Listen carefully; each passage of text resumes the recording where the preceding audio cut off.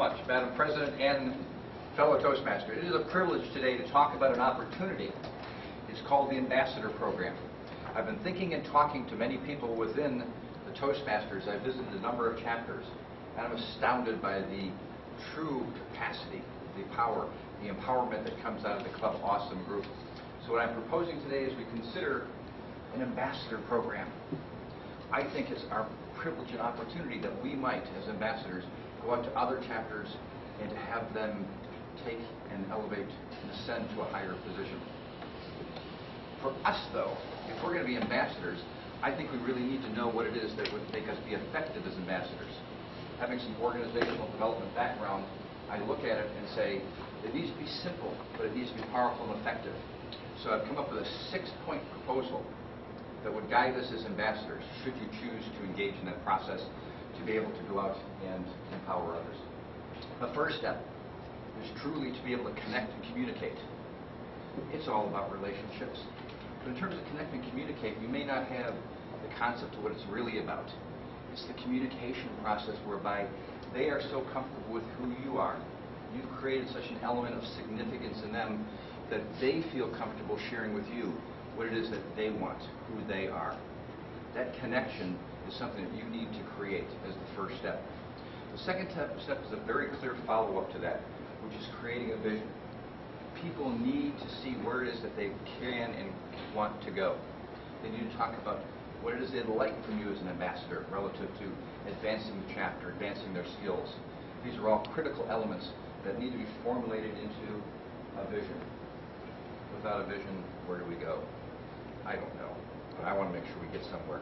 But it needs to be done in terms of fundamentals. And I think there's two aspects of the fundamentals.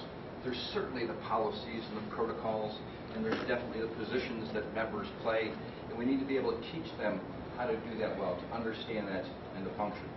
But I think with fundamentals, it needs to be fun. Okay? We've talked about some ideas, I've shared some things. You know, we definitely wanted to get some icebreakers. We eliminated the hula hoop exercise because once they saw me moving, it was all over. But it needs to be a fun thing because this is not a serious thing, it's an important thing, I think. So it needs to be fun.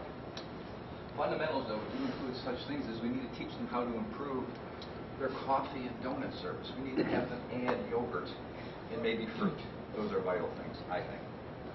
So if you've got the fundamentals in place, then what's next? I believe it's growth. Growth in not only members, but growth in skills. Having a significant number of members is important. There's times like today where things happen, there's not as many guests, are all the positions filled. So it's important to have a large group of people. But in terms of that, you also need high-quality people and people with skills, especially in those leadership and training and mentoring positions. Those are critical components that I think that need to be focused on if you're to be an ambassador. With the fundamentals and the growth in place, now we talk about the serious things. How to be an advanced ambassador. Do you have the proper training to understand the difference between fundamentals and being advanced? What would that take? Advanced, in my opinion, is about your own personal development. I go back to the first point, which is how to connect and how to communicate. That's, to me, the most critical component.